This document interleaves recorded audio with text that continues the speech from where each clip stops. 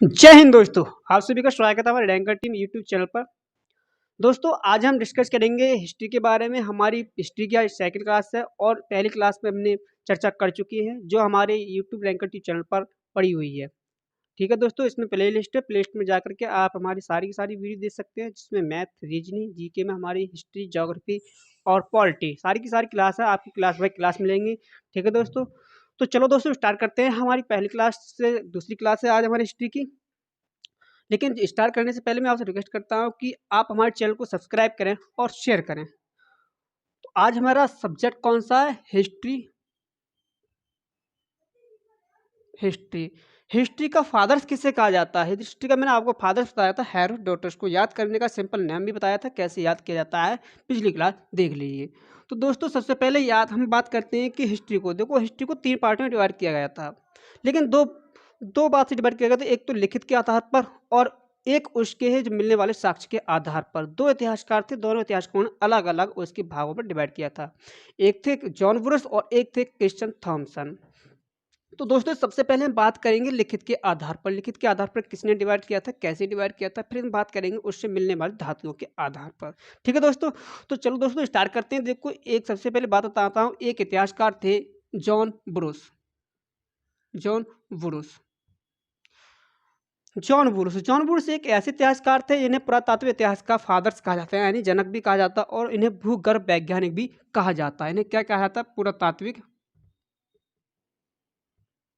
जनक। और इन्हें भूगर्भ वैज्ञानिक भी कहा जाता है। तो देखो दोस्तों, ये दो क्वेश्चन है। दोनों ही इन्हें अलग अलग क्वेश्चन एग्जाम में पूछता है। कभी पुरातात्विक का जनक भी पूछ लेता है, कभी भूगर्भ वैज्ञानिक भी पूछ लेता है। कभी कभी क्या होता है एग्जाम में दोनों ही दे देता है ऑप्शन में, तो दोनों से सबसे पहले मेन जो चीज़ है उसमें भूगर्भ वैज्ञानिक लगाइए आप। क्यों? भूगर्भ वैज्ञानिक बहुत ही इंपॉर्टेंट है, क्योंकि भूगर्भ का मतलब होता है पृथ्वी के अंदर से मिलने वाले साक्ष्य। इसीलिए भूगर्भ वैज्ञानिक इनका महत्वपूर्ण सबसे पहले माना जाएगा, उसके बाद पुरातात्विक इतिहास कहा जाएगा। क्यों? क्योंकि पहले जब तक हमें किसी का रिसर्च नहीं होगा तब तक हम उसे कैसे फादर्स कह सकते हैं। तो इसी हिसाब से सबसे पहले क्या माना जाएगा? भूगर्भ वैज्ञानिक। ठीक है दोस्तों, तो एग्जाम में क्या पूछेगा? पुरातात्विक जनक किसे कहते हैं या भूगर्भ वैज्ञानिक किसे कहते हैं? तो आपको समझ में आ गया किसे कहते हैं, बुरुश को कहते हैं। इन्होंने कहा था कि जो इतिहास है हमारा, इसको 3 पार्ट से डिवाइड करते हैं, वो उसके लिखित के आधार पर, कि लिखने के आधार पर कुछ साक्ष्य मिले थे, उसके आधार पर इन्होंने डिवाइड किया था। सबसे पहले इन्होंने कहा था प्राग इतिहास को कैसे डिवाइड किया था, और एक था आदि इतिहास और एक था ऐतिहास। इसे बोलते हैं प्रीहिस्ट्री, इसे बोलते हैं प्रोहिस्ट्री और इसे बोलते हैं हिस्ट्री। ठीक है दोस्तों, तो हम बात करते हैं। देखो इन्होंने कहा था प्रागैतिहासिक में बताया था कि इससे साक्ष्य मिले थे, ना तो लिखित मिले हैं। लेकिन इन्होंने कहा से लिखित नहीं मिलने हैं। जब लिखित नहीं मिले तो इसे कोई पढ़ने वाला पढ़ाएगा नहीं, जब मिले ही नहीं लिखित हैं। तो इन्होंने क्या कहा था, इससे जो साक्ष्य मिले वो कैसे मिले थे? लिखित नहीं मिले थे, बल्कि जो साक्ष्य मिले थे वो छपे हुए मिले थे, जैसे पत्थर पर, दीवार पर, सभी जगह, मतलब सारे सारे मतलब चित्र के आकार के साक्ष्य मिले थे। दूसरी बात इन्होंने कहा था कि आदि इतिहास में इन्होंने कहा था इससे साक्ष्य तो मिले थे, इससे जो रिसर्च हुई थी, मतलब इससे जो अवशेष मिले वो लिखित मिले। इससे जो लिखित अवशेष मिले थे वो लिखित मिले, और ऐसे लिखित अवशेष मिले जिन्हें कोई पढ़ने वाला समझ नहीं सका कि क्या लिखा है। तो इसीलिए इसे कहते हैं कि लिखित मिलने वाले अवशेष जो हैं वो किसमें मिले थे? वो मिले आदि इतिहास में। और क्वेश्चन यही पूछ सकता है कि लिखित मिलने वाले अवशेष वह कौन सा इतिहास है जिसमें अवशेष मिले, लिखित तो मिले लेकिन उन्हें कोई पढ़ा नहीं जा सकता, उन्हें कोई पढ़ने वाला समझ नहीं सका। तो कौन सा? आदि इतिहास। और ये जो इससे जो अवशेष मिले ये लिखित भी मिले और ऐसे लिखित मिले जिन्हें सब पढ़ने भी समझ सकते थे, पढ़कर भी समझ सकते थे कि ये क्या लिखा है। ठीक है, किसमें मिले थे? इतिहास में मिले थे। तो सबसे पहले हम बात करते हैं कि लिखित के आधार पर किसने डिवाइड किया था? जॉन ब्रूस ने। क्या किया था? उन्होंने कहा था लिखित के आधार पर हिस्ट्री को 3 पार्ट्स में डिवाइड करेंगे। फिर आए थे कि हमारे क्रिश्चियन थॉमसन नामक इतिहासकार थे। उन्होंने बताया कि क्रिश्चियन थॉमसन ने कहा था कि भाई ऐसा किया जाए कि इतिहास को हम लिखित के आधार पर नहीं बल्कि उससे मिलने वाले अवशेष के आधार पर। उन्होंने कहा था कि जो प्राग ऐतिहासिक है, जो प्री हिस्ट्री है, इससे हमारे जो अवशेष मिले थे पत्थर के आधार पर, मतलब पत्थर जैसे अवशेष मिले, बड़े पत्थर के कुछ छोटे छोटे पत्थर के औजार मिले। इसी हिसाब से इन्होंने कहा था कि मतलब जिससे भी अवशेष मिले पत्थर से ज़्यादा मिले थे। तो इन्होंने इसको कहा था पाषाण काल, पाषाण युग। इन्होंने इसने क्या कहा था? किसने कहा था? क्रिश्चियन थॉमसन ने। थॉमसन ने क्या कहा था, इसको कहा था पाषाण, क्योंकि पत्थर से इससे ज़्यादातर अवशेष मिले थे। और इन्होंने इसको कहा था कांस्य युग। कांस्य युग क्यों कहा था, क्योंकि आदि इतिहास जो था इसमें है कांस्य से संबंधित कुछ धातु मिली थी, तो इससे इसको कहा था इन्होंने कांस्य युग। और यहाँ पर इतिहास में क्या हुआ, जैसे जैसे मानव विकसित हो गया तैसे तैसे लोहे का भी विकसित होने लगा, अवशेष प्राप्त होने लगे, तो इसको इन्होंने कहा था लोहा युग। तो एग्जाम में क्वेश्चन पूछेगा दोस्तों कि त्रियुगीन विभाजन किस इतिहासकार ने किया था। त्रियुगीन मतलब होता है 3 युग में डिवाइड किसने किया था डिवाइड इतिहास को। तो क्या पूछेगा, त्रियुगीन। त्रि का मतलब होता है 3 भागों में, युग का मतलब 3 युग में, 3 युग को डिवाइड करने वाला इतिहासकार कौन थे, थॉमसन थे। ठीक है दोस्तों, अब आपको समझ में आ गया होगा कि इतिहास को त्रियुगीन पर कैसे डिवाइड किया था, किसके आधार पर डिवाइड किया था, और एग्जाम में क्वेश्चन कौन सा पूछेगा। ठीक है दोस्तों, अब बात करते हैं दोस्तों, देखो यहाँ तक तो हमने बात कर ली ही कि इतिहास को 3 पार्ट में डिवाइड करते हैं, कैसे डिवाइड करते हैं, किस किस ने डिवाइड किया था, लिखित के आधार पर और एक के आधार पर। अब बात करते हैं दोस्तों कि पुरातात्विक इतिहास का जनक इन्हें कहा जाता है, लेकिन ये पुरातात्विक संग्रहालय की बात करते हैं। पुरातात्विक संग्रहालय है हमारा, पुरातात्विक संग्रहालय ये कहाँ पर स्थित है, या इसे हम पुरातात्विक संग्रहालय न कह करके दूसरा नाम भी कहते हैं, इसे हम कहते हैं डेनमार्क संग्रहालय।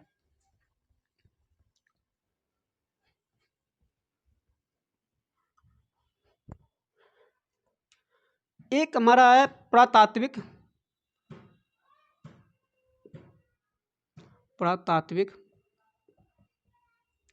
या इसे हम कह सकते हैं कोपेनहेगन नामक संग्रहालय। कोपेनहेगन नामक संग्रहालय, देखो इसको एग्जाम में 2 नाम से पूछ सकता है, कि ये भी पूछ सकता है पुरातात्विक नामक संग्रहालय या कोपेनहेगन नामक संग्रहालय। क्वेश्चन पूछेगा कि कोपेनहेगन नामक संग्रहालय है किस जगह स्थित है या कहाँ पर स्थित है। तो देखो ये कोपेनहेगन नामक संग्रहालय या पुरातात्विक नामक संग्रहालय है, ये डेनमार्क में स्थित है। कहाँ पर नहीं है, डेनमार्क में स्थित है। ठीक है दोस्तों, अब आपको समझ में आ गया कि कोपेनहेगन नामक संग्रहालय कहाँ स्थित है, डेनमार्क में। डेनमार्क में कौन सी जगह, कोपेनहेगन जगह है, वहाँ पर ये स्थित है। ठीक है दोस्तों, अब हम बात करते हैं कि इसका एक और है, भारत में भी है, लेकिन भारत में है किस नाम से। जब भाई ये पूरे वर्ल्ड का है तो हमारे भारत में भी होना चाहिए, लेकिन हमारे भारत में जो संग्रहालय है उसे हम कहते हैं इंदिरा गांधी नामक संग्रहालय। या पहले था इसका मानव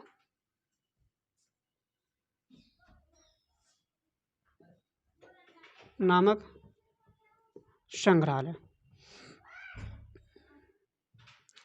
या इसे हम कह सकते हैं, अब इसका नाम चेंज कर दिया है इंदिरा गांधी नामक संग्रहालय।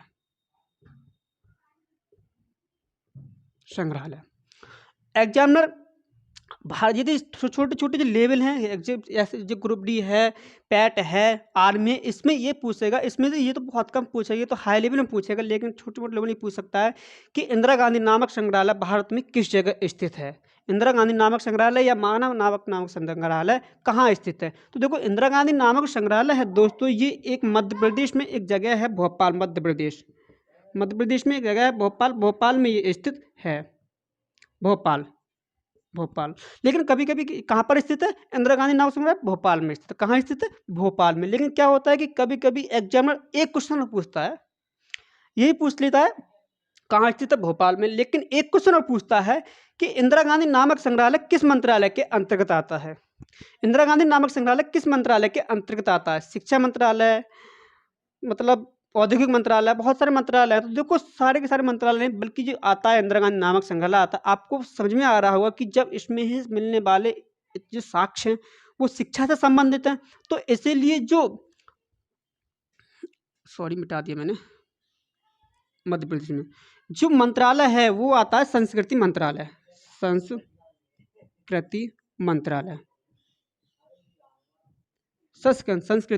के अधीन आते हैं। कहाँ आते हैं, किसके अंतर्गत आते हैं, संस्कृति मंत्रालय के अधीन आते हैं। ठीक है दोस्तों, आपको समझ में आ गया होगा कि कोपेनहेगन नामक संग्रहालय कहाँ, डेनमार्क में है, और भारत में इंदिरा गांधी नामक संग्रहालय कहाँ, मध्य प्रदेश में भोपाल में है, और ये किस मंत्रालय के अधीन आता है, संस्कृति मंत्रालय के अधीन आता है।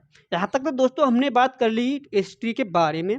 हिस्ट्री का पुरातात्विक संग्रहालय कहाँ है, पुरातात्विक संग्रहालय का जनक किसे कहा जाता है, भारत में हमारा इंदिरा गांधी नामक संग्रहालय कहाँ है। और लेकिन हाँ, एक क्वेश्चन और है क्वेश्चन कि इसका फादर्स किसे कहा जाता है, भारतीय पुरातात्विक फादर्स किसे कहा जाता है। ये तो हमने बात कर ली पूरी एशिया की, पूरे वर्ल्ड की, कि पुरातात्विक जनक किसे कहा जाता है, लेकिन बात करते हैं कि भारतीय पुरातात्विक जनक किसे कहा जाता है।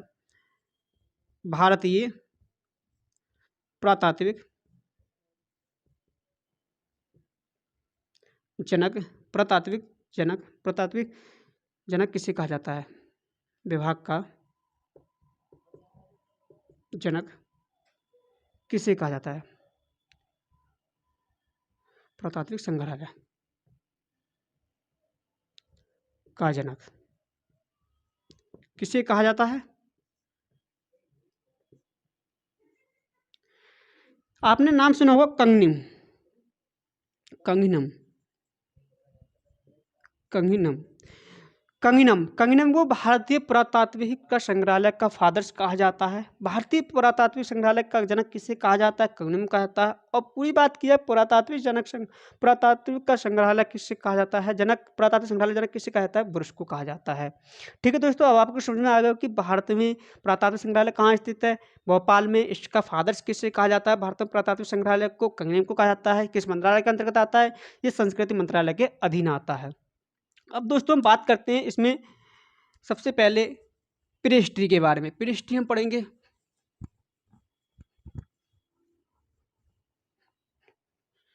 प्री हिस्ट्री, इसमें हम पढ़ेंगे पाषाण काल।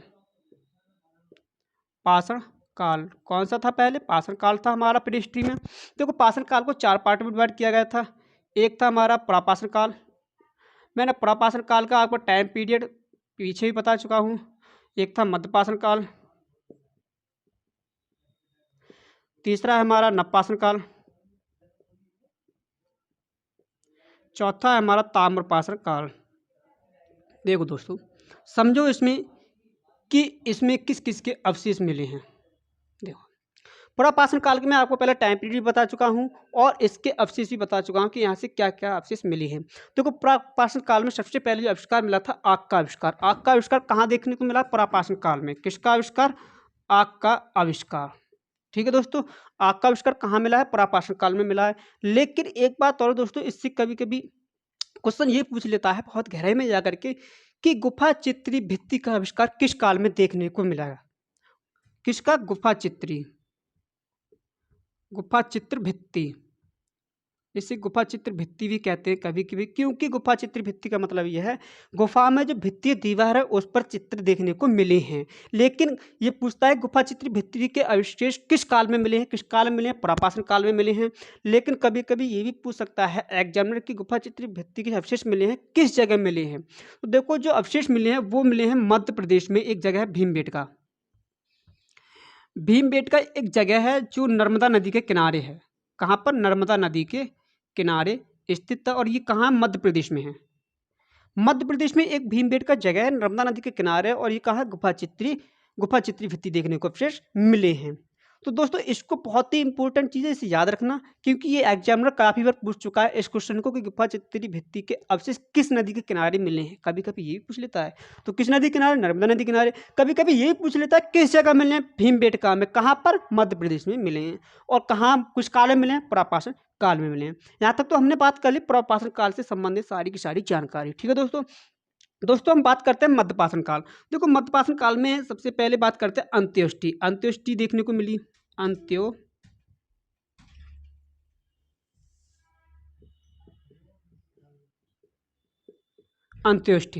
देखो अंत्योष्टि का मतलब होता है कि मानव दफनाने का सबसे पहले है जो देखेगा है कि सबसे पहले मानव सबसे पहले दफनाने की शुरुआत कहाँ हुई थी। तो देखो मानव दफनाने का सबसे पहले शुरुआत देखी गई थी, वो देखी गई थी अंत्योष्टि यानी मध्यपाषाण काल में।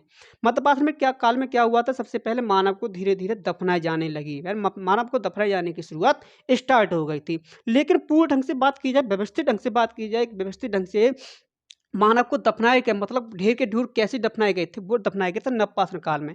नवपाषाण काल में क्या हुआ था कि मानव को एक दूसरे के ऊपर मतलब दफनाया जाने लगा, मतलब ढेर बना दिया गया था, उसे बोलते हैं विशाल शव। तो सबसे पहले हम बात कर रहे थे मध्यपाषाण काल में। देखो मध्यपाषाण काल में अंत्येष्टि, अंत्येष्टि का मतलब होता है कि मानव दफनाने का सबसे पहले जो अवशेष मिले हैं वो किस काल में मिले? मध्यपाषाण काल में। तो अंत्येष्टि किसे कहते हैं? अंत्येष्टि बोलते हैं मानव दफनाने के अवशेष, सबसे पहले मानव दफनाने वाले अवशेष कहाँ मिले? अंत्येष्टि मतलब कहाँ? मध्यपाषाण काल में। दूसरी बात वो कहते हैं हम इसमें माइक्रोलिथ देखने को मिला। माइक्रोलिथ, देखो माइक्रोलिथ, माइक्रोलिथ का मतलब होता है, माइक्रो मतलब आपने सुना होगा छोटा, तो छोटे छोटे जो पत्थर के औजार मिले हैं, छोटे छोटे पत्थर के हथियार देखने को मिले मध्यपाषाण काल में देखने को मिले हैं। बड़े बड़े पत्थर के औजार किस काल में देखने को मिले? पुरापाषाण काल में देखने को मिले। तो इसे कहते हैं माइक्रोलिथ। माइक्रोलिथ का मतलब छोटे छोटे पत्थर के अवशेष मिले हैं। तीसरी बात इसमें और ध्यान रखना दोस्तों कि इसमें पशुपालन, पशुपालन, देखो पशुपालन मैंने आपको पिछली क्लास में बताया था नवपाषाण काल में स्टार्ट हुआ था, लेकिन पशुपालन का मतलब है कि पशुपालन सबसे पहले देखने को कहाँ मिला है? सबसे पहले पशुपालन देखने को मिला है वो मिला है मध्यपाषाण काल में। क्वेश्चन पूछता है एग्जामिनर की मध्यपाषाण वो सॉरी क्वेश्चन पूछता है कि पशुपालन जो हमारा पशुपालन को देखा गया सबसे पहले किस काल में? पशुपालन सबसे पहले किस काल में देखा गया? मध्यपाषाण काल में देखा गया। लेकिन कभी कभी पूछ लेता है कि पशुपालन कहाँ देखने को मिला? एक आदमगढ़ जगह है मध्य प्रदेश में, आदमगढ़, आदमगढ़ जगह है एमपी में, और एक बाग और यह है राजस्थान में। ठीक है दोस्तों, तो कहाँ देखने को मिला? सबसे पहले पशुपालन के सबसे पहले जो पालना देखा गया, पशुपालने की सबसे पहले देखा गया वो देखा गया आदमगढ़ मध्य प्रदेश में, और बागौर एक राजस्थान में जगह है जहाँ सबसे पहले क्या हुआ कि पशुपालन देखने को मिला था। लेकिन बात करते हैं कि व्यवस्थित ढंग से पशुपालन कहाँ स्टार्ट हुआ था? व्यवस्थित ढंग से, व्यवस्थित ढंग से मतलब बहुत मतलब व्यवस्थित ढंग से मतलब पूर्ण रूप से पशु पालने का। तो पूर्ण रूप से बात की जाए तो वो मिला था हमें नवपाषाण काल में। जैसे हमें जानकारी मिलती है कुत्ता से, कुत्ता क्या है, एक पहले सबसे पहले देखने को मिला कि कुत्ता एक पालतू जानवर था उस समय का। तो सबसे पहले बात करते हैं, क्वेश्चन पूछे यदि व्यवस्थित ढंग से बात करें पशुपालन की तो नवपाषाण काल में बात करते हैं, और यदि सबसे पहले पशुपालन की बात करें सबसे पहले किस काल में पशुपालन देखा गया? तो मध्यपाषाण काल में देखा गया। ठीक है दोस्तों, यहाँ तो हमने मध्यपाषाण काल की बात कर ली थी। अब हम बात करते हैं दोस्तों नवपाषाण काल में। मैंने आपको ये बताया था कि अंत्येष्टि, अंत्येष्टि मतलब मानव दफनाने का, लेकिन बात ये करते हैं कि मानव दफनाने का तो शुरुआत कहाँ देखने को मिली थी? मध्यपाषाण काल में। लेकिन मानव दफनाते जब दफनाते एक नवपाषाण काल में एक ऐसी कंडीशन आ गई थी, एक ऐसी स्थिति आई थी कि मानव को एक दूसरे के ऊपर दफनाया जाने लगा। मतलब मानव को इस हिसाब से दफनाया जाने लगा कि पूरे के पूरे ढेर बना दिए गए थे। जब उसे ढेर बना दिया गया था तो उसे कहते हैं विशाल, मतलब बहुत बड़ा ढेर, बहुत बड़े को बोलते हैं विशाल, विशाल शव, विशाल शव। तो क्वेश्चन पूछेगा कि विशाल शव का जो अवशेष देखा गया, विशाल शव देखा गया वो कहाँ पर देखा गया था? नवपाषाण काल में। विशाल शव का मतलब होता है, विशाल मतलब बहुत बड़ा, शव का मतलब ढेर होना। तो शव का मतलब शव जो है, मृत शरीर जो उनके बहुत बड़ा ढेर कहाँ देखने को मिला था? नवपाषाण काल में देखने को मिला था। ठीक है दोस्तों, अब आपको यहाँ तक समझ में आ गया होगा कि पशुपालन व्यवस्थित ढंग से कहाँ देखने को मिला? मध्यपाषाण काल में। और विशाल शव मतलब मृत शरीर का सबसे बड़ा ढेर कहाँ देखने को मिला? नवपाषाण काल में। अब बात करते हैं दोस्तों खेती की। खेती भी नवपाषाण काल में देखने को मिली सबसे पहले खेती की। तो हम बात करते हैं, देखो खेती से कौन कौन से क्वेश्चन उठाता है। खेती से पूछता है क्वेश्चन की जौ की खेती किस देश में देखी गई? तो जौ की खेती, क्वेश्चन पूछता है जौ की खेती किस देश में देखी गई थी? सबसे पहले जौ की खेती सबसे पहले ईरान में देखी गई थी। ईरान से जौ की खेती के साक्ष्य मिले हैं। दूसरे पूछता है गेहूं के अवशेष किस जगह से प्राप्त हुए? तो किस जगह से प्राप्त हुए? मेहरगढ़ से, मेहरगढ़ से। मेहरगढ़ कहाँ पर है? फिलहाल में सुलेमान और कृतक पहाड़ी, दोनों पहाड़ियों के बीच में, ये पाकिस्तान में पड़ता है। ठीक है दोस्तों, वो मैंने आपको पिछली क्लास में डिस्कस कर चुका हूँ कि कहाँ स्थित है। और यहाँ पर कितने साल पहले खेती देखी गई थी? 7000 बीसी, यानी बीसी का मतलब होता है ईसा पूर्व। 7000 ईसा पूर्व यहाँ पर खेती के होने की संभावना बताई जाती है। ठीक है दोस्तों, होने की संभावना बताई जाती है कि मेहरगढ़ में 7000 ईसा पूर्व खेती, गेहूं की खेती हुई थी। और दूसरी बात करते हैं कि चावल के साक्ष्य कहाँ से मिले। हमने जौ की गेहूं की भी बात कर ली, अब बात करते हैं चावल। देखो दोस्तों, चावल एक उत्तर प्रदेश में एक जगह है प्रयागराज, प्रयागराज में एक जगह पड़ती है कौल्डी हवा। कौल्डी हवा में क्या हुआ था? यहाँ पर चावल के साक्ष्य मिले हैं। कौल्डी हवा, कौल्डी हवा कहाँ से मिले? कौल्डी हवा से क्या मिला है? चावल के साक्ष्य मिले हैं। और मेहरगढ़ से क्या मिला है? गेहूं के साक्ष्य मिले हैं। और ईरान से क्या मिले, जौ के साक्ष्य मिले। ठीक है दोस्तों, अब बात करते हैं दोस्तों हम चावल के और साक्ष्य मिले थे, ये मिले हैं लोहड़ा देव। लोहड़ा देव, लोहड़ा देव, लोहड़ा देव से जो अभी नवीनतम खोज हुई है, ये इससे ये बताया जा रहा है कि यहाँ पर 8000 ईसा पूर्व पहले खेती की होने की संभावना मिली है। तो इससे काफ़ी पुराने की बात बताई जा रही है। लेकिन इन दोनों से क्वेश्चन, ये बहुत ही इंपॉर्टेंट क्वेश्चन है दोस्तों, याद रखना। क्वेश्चन इससे पूछेगा मेहरगढ़ से कि प्राचीनतम खेती के अवशेष कहाँ देखने को मिले, प्राचीनतम खेती होने की संभावना कहाँ देखने को मिली। प्राचीनतम की मतलब होता है सबसे पहले रिसर्च के अनुसार, तो इसको आप बात करोगे मेहरगढ़ की। यदि नवीनतम खेती की बात की जाए, नवीनतम खेती के मिलने की संभावना कहाँ मिली थी, तो वो मिली थी लोहड़ा देव। नवीनतम का मतलब नए रिसर्च के अनुसार, तो नए रिसर्च के अनुसार बताया जा रहा है लोहड़ा देव में सबसे पहले खेती हुई थी।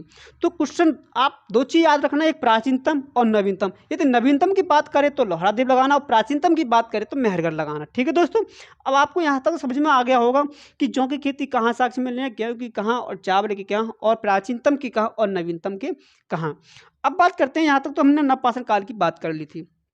ठीक है दोस्तों, अब बात करते हैं एक और मृदभांड। मृदभांड काफ़ी चर्चित है, एग्जामिनर बहुत बार पूछ चुका है कि मृदभांड के जो देखने को मिला है वो किस काल में देखने को मिला है। तो देखो दोस्तों, मृदभांड देखने को मिला है, वो मिला है हमें नवपाषाण काल में। मृदभांड,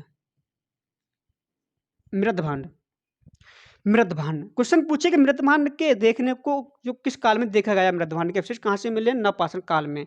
मृदभांड कहाँ देखने को मिले, नवपाषाण काल। लेकिन कभी कभी इससे पूछ लेता है दोस्तों कि मृदभांड जो था उस पर कैसा कलर था, उस पर कैसा कलर था, कलर पूछ लेता है, कभी कभी पूछ लेता है कि मृदभांड में कैसा कलर था।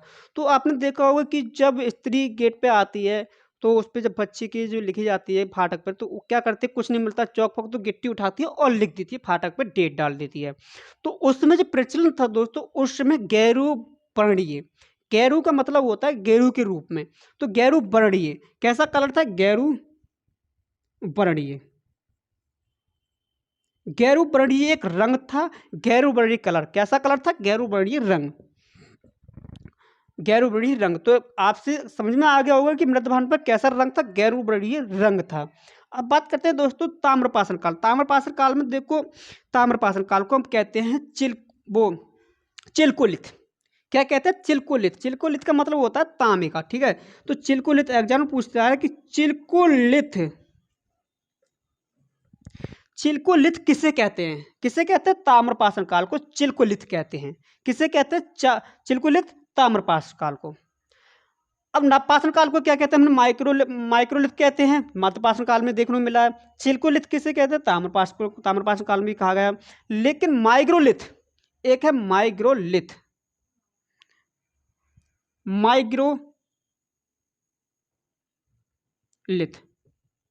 देखो माइग्रोलिथ, माइग्रोलिथ कहाँ है, माइग्रोलिथ नवपाषाण काल में देखने को मिला है, और चिल्कोलिथ ताम्रपाषाण काल में। ठीक है दोस्तों, यहाँ तक आपको समझ में आ गया होगा कि पूरी हमने हिस्ट्री की, हमने आज बात करी थी प्री हिस्ट्री में क्या क्या पढ़ना था। तो आज हमारी प्री हिस्ट्री कंप्लीट हो चुकी है। अब हम बात करेंगे, अगली बात करेंगे प्रो हिस्ट्री, जिसमें सिंधु सभ्यता से स्टार्ट करेंगे, हड़प्पा सभ्यता से स्टार्ट करेंगे। ठीक है दोस्तों, तो यहाँ तक तो समझ में आ गया कि मैंने बताया कि क्वेश्चन कैसे कैसे पूछता है एग्जामिनर धीरे धीरे। ये बहुत ही इंपॉर्टेंट चीज़ है, इतनी मैंने आपको बताया कि इससे हट करके एग्जामिनर कुछ नहीं पूछेगा।